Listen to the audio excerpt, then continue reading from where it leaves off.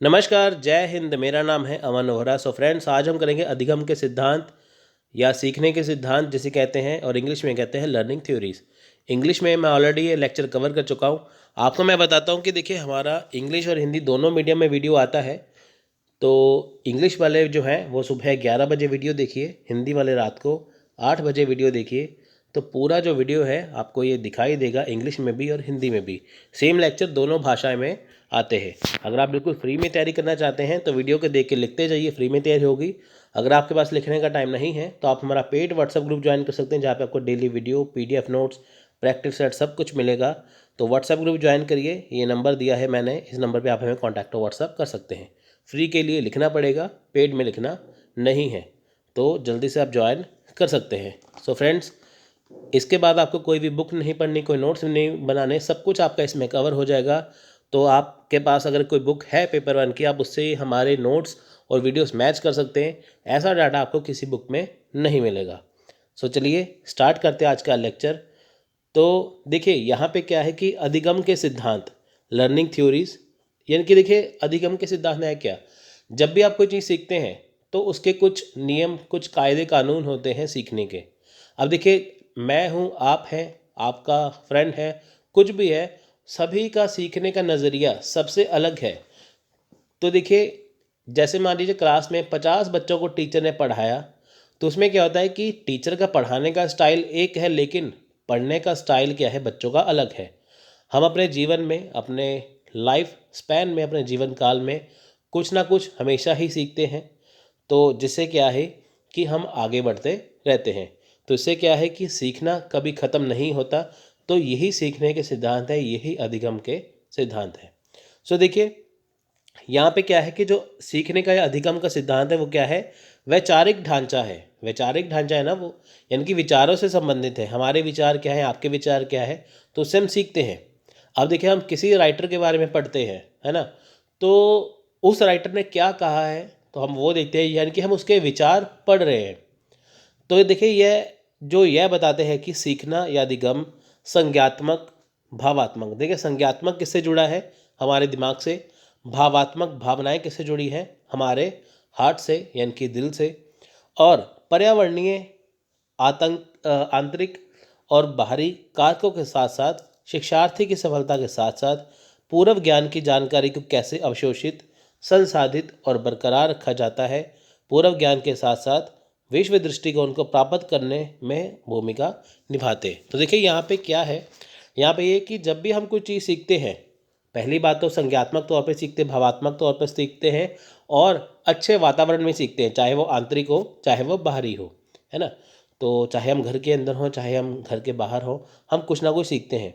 तो यहाँ पे क्या है कि अगर हम वो चीज़ सीखें जो हमें पहले से ही पता है, या हमने ऑलरेडी वो चीज़ सीख ली है जो हमें पहले से पता है, तो हम उसे बहुत आसानी से सीखेंगे। जैसे देखिए, आपने अगर लर्निंग थ्योरी पहले पढ़ा होगा, टीचिंग एप्टीट्यूड पहले पढ़ा होगा, तो आपको जो मैं टॉपिक दूंगा तो आप उसे आसानी से सीख पाएंगे, है ना।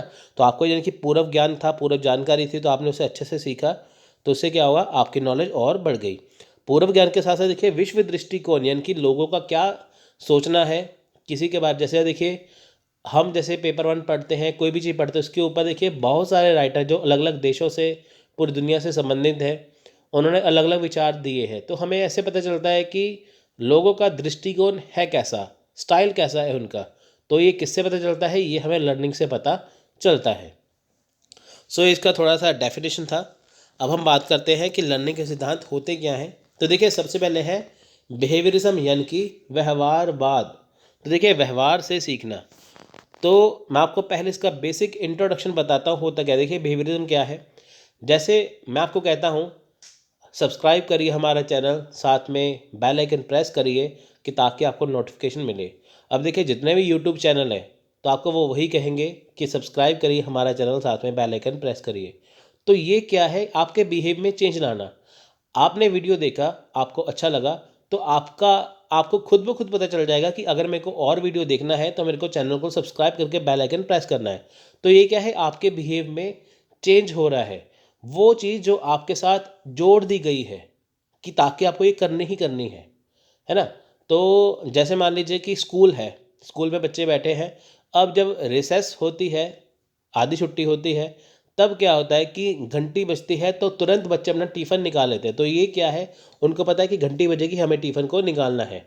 हम वीडियो देखते हैं, हमें सब्सक्राइब करके बेल आइकन दबाना है। तो ये क्या है, वो चीज़ें जो आपके साथ जुड़ी गई हैं और आपके बिहेव में चेंज आया है, तो वो होता है व्यवहारवाद। अब इसे डिस्कस करते हैं। देखिए, व्यवहारवाद यानी कि बिहेवियरिज्म एक दृष्टिकोण है जिसमें व्यवहार को बाहरी कारकों द्वारा समझाया जा सकता है, और व्यवहारवाद ने मानव व्यवहार पर वातावरणीय कारकों की भूमिका पर विशेष जोर दिया।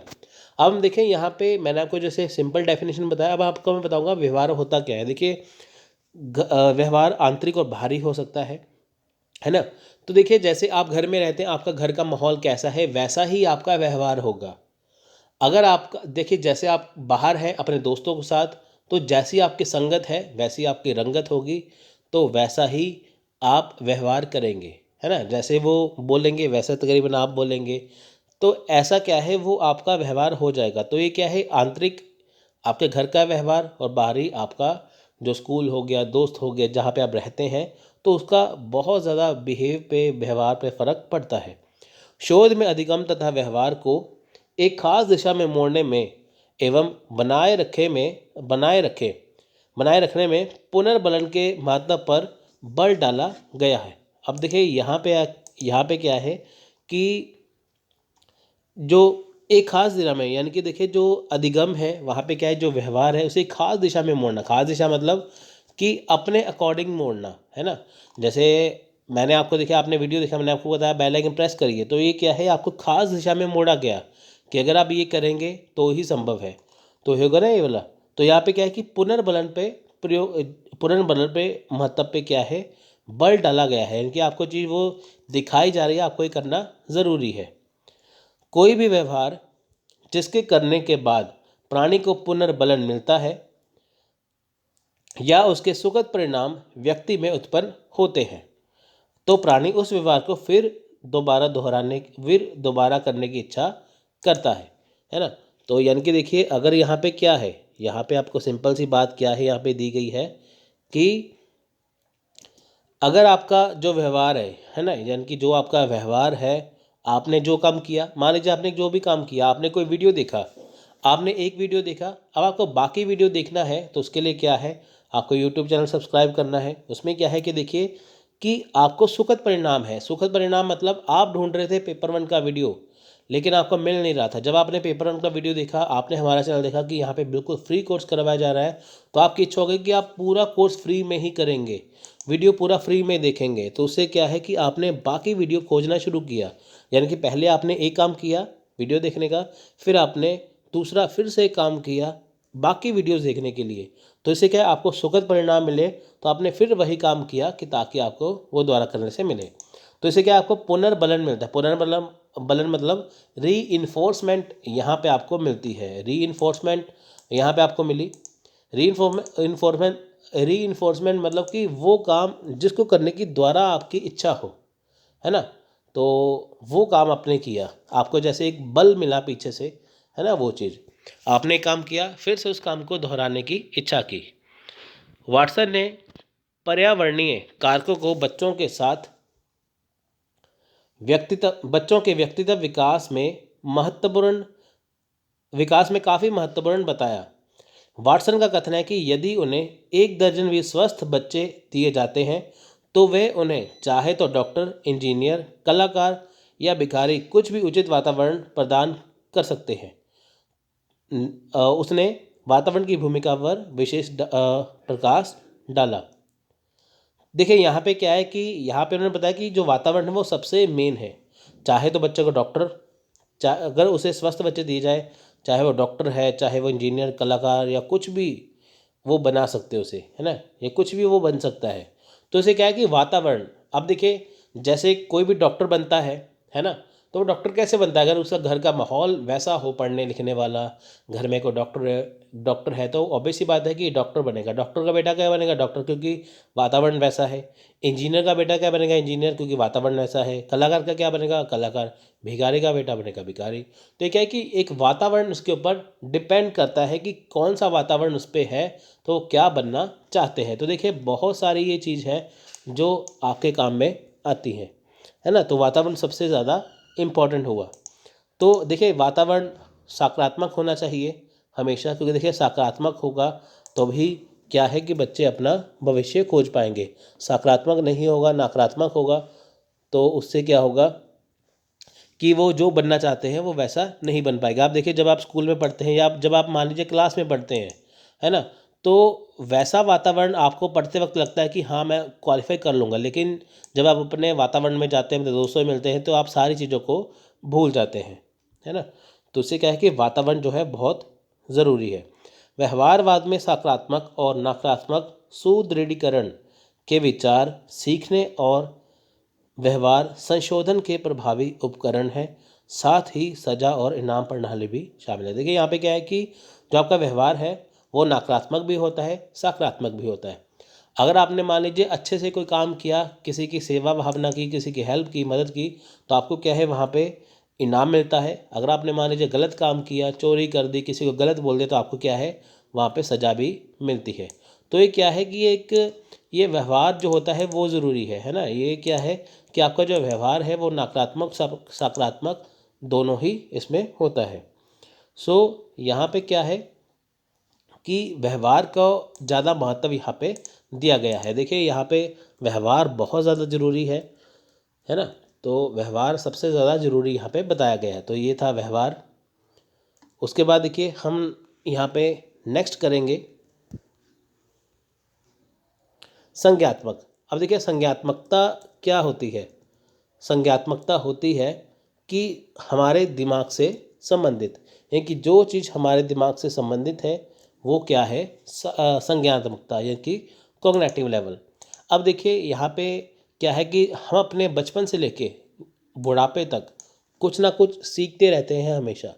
तो वो क्या है हमारा दिमाग क्या है उस दिशा में चलता रहता है। देखिए यहाँ पे बहुत फेमस राइटर हैं जीन पियाजे, जिन्होंने अपनी थ्योरी यहाँ पे दी है। तो चलिए उसे समझते हैं वो क्या है। देखिए सर्वप्रथम संज्ञात्मक विकास का वैज्ञानिक अध्ययन है ना। संज्ञात्मक विकास क्या है, एक वैज्ञानिक अध्ययन है, एक वैज्ञानिक का वैज्ञानिक अध्ययन है, स्विट्जरलैंड के प्रमुख वैज्ञानिक जीन पियाजे के द्वारा प्रतिपादित किया गया है। तो देखिए यहाँ पे क्या है कि जो संज्ञात्मक विकास है वो एक वैज्ञानिक अध्ययन है। तो ये किसने दिया है, जीन पियाजे ने। संज्ञान इसके अनुसार संज्ञान प्रणाली का यह विस्तृत तथा स्थायी ज्ञान है जिसे वह वातावरण उद्दीपक जगत के द्वारा से प्राप्त करता है। संज्ञान के अंतर्गत अवधारण, चिंतन, स्मरण, कल्पना, समस्या समाधान, अधिगम, वर्गीकरण, निरीक्षण, विचारों का निर्माण, संप्रत्यकरण तथा इस प्रकार मानसिक क्रियाएं सम्मिलित होती हैं। ये सभी क्रियाएं आपस में परस्पर अंत संबंधित है। तो देखिए यहाँ पे क्या है कि जब हमारा दिमाग है, हम देखिए दिमाग में चिंतन करते हैं, स्मरण करते हैं, धारणाएं करते हैं, कल्पना करते हैं, समस्या का समाधान करते हैं, किसके द्वारा, अपने दिमाग के द्वारा। अपने दिमाग का उपयोग करके हम सारी ही चीज़ें करते हैं। चाहे हमारे सामने कोई समस्या आ जाए, हम अपना दिमाग का इस्तेमाल करते हैं तो समस्या को हल कर लेते हैं, है ना। स्मरण करते हैं, चीज़ों को याद करते हैं, कल्पना करते हैं, चिंतन करते हैं, बहुत सारी चीज़ें हम किससे करते हैं, दिमाग से। तो मेन बात क्या हुआ यहाँ पे, दिमाग। जीन पियाजे के अनुसार बालक का बौद्धिक विकास उसके जन्म के साथ ही जुड़ा है। देखिए प्रत्येक बालक में अपने जन्म के समय से ही कुछ जन्मजात प्रवृत्तियों और सहज एवं स्वाभाविक क्रियाओं को रोकने संबंधी योग्यताएं, जैसे सूचना, देखना, वस्तुओं को पकड़ना, वस्तुओं तक पहुंचना आदि को जन्म लेता है। परंतु बालक जैसे जैसे बड़ा होता है उसके क्रियाओं में वृद्धि होते होते जाती है ना, वृद्धि होते जाती है और बुद्धिमान बनते जाता है। अब देखिए यहाँ पे जीन पियाजे का कहना है कि जो हमारा संज्ञात्मक है वो हमारा हमेशा ही चलता है। कैसे, देखिए यहाँ पे क्या है कि वो कहते हैं कि जैसे एक बच्चा पैदा होता है तो उसमें इतनी समझ नहीं होती। वो क्या है, देखिए पहले वो बैठना सीखता है, फिर वो चलना सीखता है, फिर दौड़ना सीखता है, फिर चीज़ों को पकड़ता है ना। तो जैसे जैसे देखिए उसका दिमाग बड़ा होता जाता है, वो बच्चा बड़ा होता जाता है, उसका दिमाग भी बढ़ता है, तो उससे क्या है चीज़ों की समझ आने लगती है। अब देखिए जैसे छोटा बच्चा है वो काम नहीं करेगा जो बाकी बच्चे करते हैं, है ना, या बड़े करते हैं। तो उनमें क्या है कि बड़ों में क्या है कि उनमें जो है वो दिमाग काफ़ी उनका बढ़ चुका है, यानी कि पूरा वो आगे हो चुका है। तो जैसे देखिए कि बालक जन्म लेता है, उसका बौद्धिक विकास धीरे धीरे उम्र के साथ बढ़ता है, तो जिससे क्या है कि बहुत सारी प्रक्रियाएं करता है। तो ऐसे ही है, जैसे बैठना, चलना, दौड़ना, पेंसिल पकड़ना, चम्मच पकड़ना, तो धीरे धीरे करते करते ये जीवन के अंत तक हम कुछ ना कुछ सीखते रहते हैं। तो ये है संज्ञात्मक, यानी कि अपने दिमाग का उपयोग करके हम सभी चीज़ों को देखते हैं, चाहे वो समस्या समाधान हो, चाहे वो कल्पना हो, है ना। समस्या समाधान हम तब करते हैं जब हम बड़े हो जाते हैं, इसलिए। तो ये क्या है, संज्ञात्मकता, कॉग्निटिज्म। नेक्स्ट है निर्माणवाद या रचनावाद, यानी कि कंस्ट्रक्टिविज्म। यह पुष्टि करता है कि लोग अनुभव के माध्यम से दुनिया के बारे में अपनी समझ और ज्ञान का निर्माण करते हैं। हर चीज़ के व्याख्यात्मक घटक पर जोर दिया जाता है। सीखना एक प्रक्रिया, सक्रिय प्रक्रिया है, प्रत्येक व्यक्ति के लिए अद्वितीय, जो पहले से मौजूद जानकारी और अनुभव के आधार पर वैचारिक रिश्तों और अर्थों के निर्माण में शामिल है। लोग अपने स्वयं के अर्थ के निर्माण के लिए इन अनुभवों और नई जानकारी का उपयोग करते हैं। तो देखिए यहाँ पे क्या है कि रचनावाद, निर्माणवाद या कंस्ट्रक्टिज्म, जब हम किसी नई चीज़ का निर्माण करते हैं, तो देखिए इसमें क्या है कि लोग अपने अनुभव के माध्यम से दुनिया के बारे में अपनी समझ और ज्ञान का निर्माण करते हैं। यहाँ पे क्या है कि लोग अपने अनुभव के माध्यम से करते हैं। अनुभव क्या है, जैसे मान लीजिए कि आपने कोई चीज़ सीखी, आपको मैथ मुश्किल लगता है लेकिन आपने मैथ्स पढ़ा हुआ है, या आपने कोई ऐसी चीज़ पढ़ी जो आपको मुश्किल लगती है लेकिन आपने वो पढ़ी हुई है, अब आप उसे आसान बना सकते हैं। तो आप क्या करेंगे, आप ट्रिक्स का इस्तेमाल करेंगे ना। तो आप ट्रिक्स का निर्माण करेंगे, ट्रिक्स की रचना करेंगे, जिससे क्या है कि वो जो चीज़ आपको मुश्किल लगती है, याद करने में मुश्किल लगती है, वो आसानी से आपको याद हो जाएगी। तो इससे क्या है कि आप वो चीज़ को आसानी से करते रहते हैं, तो उससे क्या होगा, तो वो चीज़ें आपको आ जाएंगी। यानी कि देखिए, जो आपको पहले से जानकारी जो आपके पास मौजूद है, जो आपको चीज़ पता है वो क्या है, लेकिन फिर आपने उसे ट्रिक के साथ किया, तो आपने ट्रिक का निर्माण किया, एक नई चीज़ किया, उस चीज़ में से आपने इम्पॉर्टेंट चीज़ निकाल दी, है ना। आपने देखा कि 10 पेज का टॉपिक है, तो आप 2 ही पेज आपके काम के, तो आपने वो अलग से लिख लिए, तो वो क्या है, वो आपने रचना कर दी उसकी, तो वो है कंस्ट्रक्टिज्म या निर्माणवाद या रचनावाद। नेक्स्ट है मानवतावाद। देखें यहाँ पे क्या है कि व्यक्ति पर विषय के रूप में ध्यान केंद्रित करता है और दावा करता है कि सीखना एक प्राकृतिक प्रक्रिया है जो किसी व्यक्ति को आत्म प्राप्ति तक पहुँचने में मदद करती है। देखिए आत्म प्राप्ति का मतलब क्या है, ह्यूमैनिज्म क्या होता है, सिंपल सी बात कि जो व्यक्ति खुद से करना चाहता है ना। आत्म प्राप्ति क्या है, आत्म प्राप्ति मतलब होता है कि जो व्यक्ति खुद से करना चाहते हैं, जैसे आप हैं, आप डॉक्टर बनना चाहते हैं, आप टीचर बनना चाहते हैं, आप पीएचडी करना चाहते हैं, आप यूजीसी नेट क्वालिफाई करना चाहते हैं, आप असिस्टेंट प्रोफेसर बनना चाहते हैं, आप जेआरएफ क्वालिफाई करना चाहते हैं, यानी कि हर एक व्यक्ति का टारगेट जो है वो अलग है, उसकी आत्म प्राप्ति अलग है। जब आप वो अचीव कर लोगे तो आपकी आत्म प्राप्ति हो जाएगी। यानी कि जब भी हम किसी चीज़ को करने के लिए सोचते हैं, किसी चीज़ के बारे में सोचते हैं, कुछ बनने के लिए सोचते हैं, तो हम उसके पीछे लग जाते हैं, उस काम को करने में लग जाते हैं, तो वो क्या है, वो है हमारा आत्म प्राप्ति, है ना। तो हम आत्म प्राप्ति पर पहुंचने की कोशिश करते हैं। जैसे आप अभी एग्ज़ाम देंगे, तो आपकी आत्म प्राप्ति क्या है, यूजीसी नेट को क्वालिफाई करना। कईयों का टारगेट है असिस्टेंट प्रोफेसर, कईयों का टारगेट है जेआरएफ। तो आपकी आत्म प्राप्ति क्या है, जेआरएफ या असिस्टेंट प्रोफेसर क्वालिफाई करना। तो उसके लिए क्या है, आप लगे हुए हैं तैयारी करने में, तो वो क्या है, मानवतावाद या ह्यूमैनिज्म, है ना। तो ये आप पे डिपेंड करता है। मानववादी मानवतावादी सिद्धांत में परिदृश्य और भूमिका आदर्श महत्वपूर्ण कारक है। मानवतावादी सिद्धांत व्यक्तिगत विकास के महत्व पर बल देते हैं। लोग केवल अपनी वर्तमान जरूरतों को पुष्टि करने से संतुष्ट नहीं हैं, वे बड़े लक्ष्य की ओर बढ़ने की इच्छा रखते हैं, जैसे कि अच्छा वे बन सकते हैं। देखिए यहाँ पे क्या है, आपको अभी देखिए, जैसे आप अभी कुछ कर नहीं रहे हैं, आपको घर बैठे खाना मिलता है, कपड़े मिलते हैं, सब कुछ आपको मिलता है, ये आपके आत्म संतुष्टि नहीं है। आपकी आत्म संतुष्टि क्या है कि आप भी कल को कमाएं, आप भी कहीं पे पढ़ाएं, आप भी जो बनना चाहते हैं वो बने, कि ताकि आप अपनी आत्म संतुष्टि को प्राप्त कर सकें, है ना। तो वो है आत्म संतुष्टि, उसे बोलते हैं मानवतावाद। जब आप किस चीज़ को करने के लिए लग जाते हैं जो आपको करना है, आप कुछ बड़ा करना चाहते हैं इसलिए। तो देखिए नेक्स्ट है कनेक्टिविज्म, यानी कि कनेक्टिविज्म। देखिए ये एक अपेक्षाकृत नया शिक्षण सिद्धांत है जो इस विचार के आधार पर विकसित किया होता है कि लोग कनेक्शन बनाकर सूचना को संसाधित करते हैं, है ना। यहाँ पे क्या है कि कनेक्शन बनाकर, कनेक्शन कैसे बनता है देखिए यहाँ पे कि जैसे मान लीजिए कि आपने कनेक्शन बनाकर सूचना की, आपने चीज़ों को कनेक्ट किया आपस में, है ना। तो कनेक्ट आपने कैसे किया कि जैसे मान लीजिए आपने कोई चीज़ सीखी और आपने उसे किसी चीज़ के साथ कनेक्ट कर दिया कि इजीली याद रखने के लिए, कि आपको ताकि वो याद हो। इस सिद्धांत को डिजिटल और प्रौद्योगिकी युग के साथ विकसित किया गया है, इन क्षेत्रों में प्रगति के लिए अनुकूल है। इस नए सिद्धांत से पता चलता है कि लोग अब औपचारिक शिक्षा के साथ सीखना बंद नहीं करते और प्रौद्योगिकी यानी कि टेक्नोलॉजी में नए उपकरणों के साथ साथ नौकरी, कौशल, नेटवर्किंग, अनुभव और सूचना तक पहुंच जैसे अन्य तरीकों से ज्ञान प्राप्त करना जारी रखते हैं। अब देखिए औपचारिक शिक्षा क्या है, जो आपको स्कूल कॉलेज में दी जाती है। अब देखिए ऐसा है नहीं कि जैसे आपने देखिए मान लीजिए स्कूल कॉलेज में शिक्षा प्राप्त कर ली, अब वहाँ पे आप रुके नहीं है, अब आपको क्या है और पढ़ना है, कॉम्पिटिटिव एग्ज़ाम की तैयारी करनी है ना। तो जिससे क्या है कि आप अपने लक्ष्य तक पहुँच सके। तो इसमें क्या है कि औपचारिक शिक्षा के साथ साथ क्या है, आप सीखना आपने बंद नहीं किया, आपने एग्ज़ाम की तैयारी करना स्टार्ट कर दी, चाहे वो आप सेल्फ स्टडी करते हैं, चाहे आप किसी को कोचिंग लेते हैं। तो उससे क्या है कि आपको क्या करना है कि आपको उस चीज़ तक पहुंचना है, आपको वो चीज़ क्वालिफाई करनी है जो आप चाहते हैं, है ना। तो इस चीज़ को कहते हैं कनेक्टिविज़्म।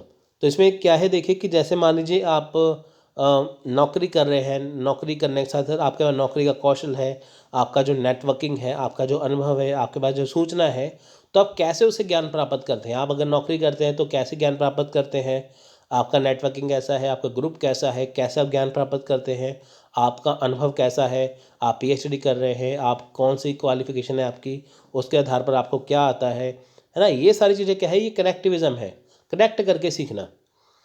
जैसे मान लीजिए कि आपने बुक से, किताब से आपने पढ़ाई की, साथ में फिर आपने यूट्यूब से पढ़ा, आपने कनेक्ट कर दिया ना आपस में किताब और यूट्यूब को, तो ये क्या है कनेक्टिविज़्म। सब बारी आती है यहाँ पे इवान पेवलोव की। इवान पेवलोव देखिए क्या है, इवान पेवलोव जो देखिए ये फिजियोलॉजिस्ट हैं ये। इन्हें 1904 में क्या था, मेडिसिन के लिए नोबेल पुरस्कार इन्होंने जीता था। ये रूसी नोबेल का पुरस्कार विजेता है, यानी कि ये रूस के रहने वाले हैं, ये फिजियोलॉजिस्ट है। इन्हें 1904 में क्या था, नोबेल प्राइज़ मिला था।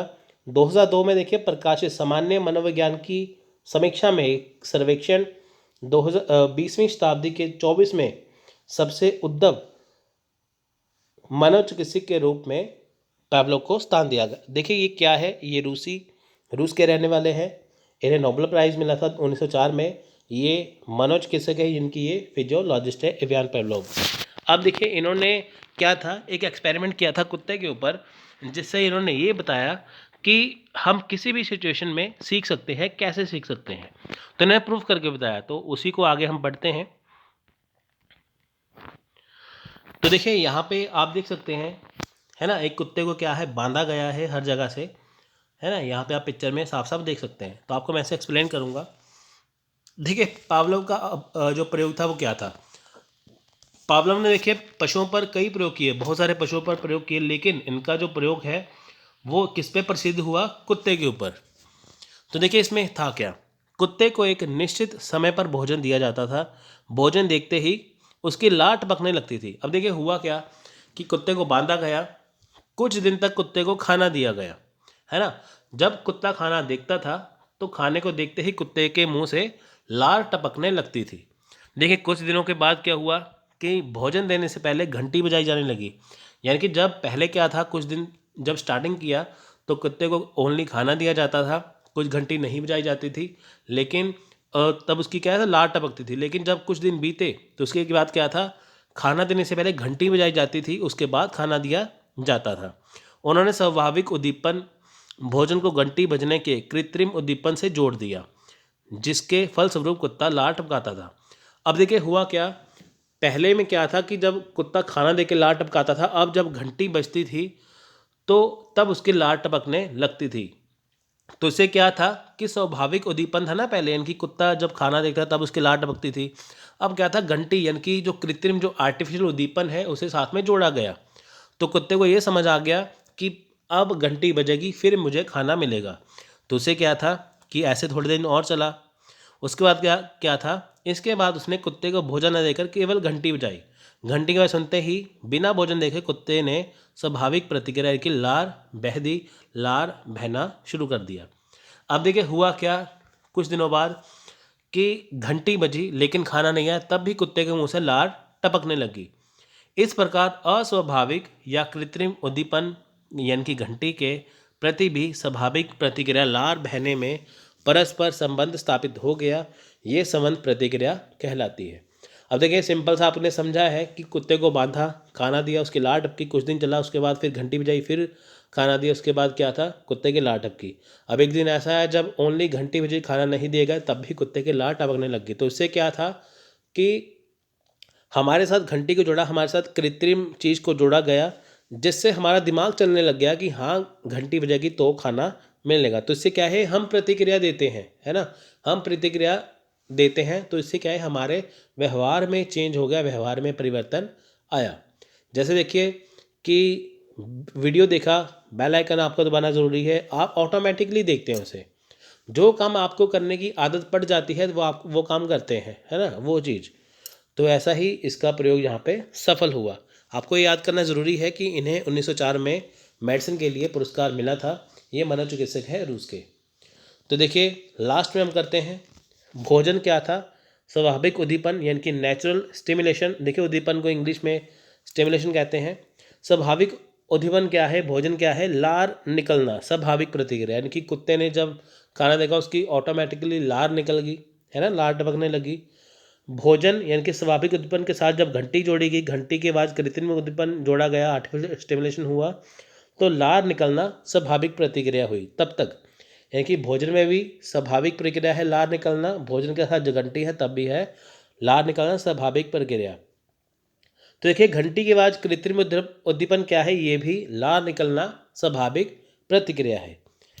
तो ये आपको याद करना ज़रूरी है। तो फ्रेंड्स ये था आज का लेक्चर। अगर आपको लेक्चर अच्छा लगा तो लाइक और शेयर करना मत भूलिए। फ्री में करना है तो वीडियो देखे लिखते जाइए, फ्री नहीं करना है, पेड करना है तो उसमें आपको PDF मिलेगा। तो आप हमें इस नंबर पे कांटेक्ट और व्हाट्सअप कर सकते हैं, सारी जानकारी आपको यहाँ पे मिल जाएगी। So wish all the best, take care, जय हिंद, जय भारत।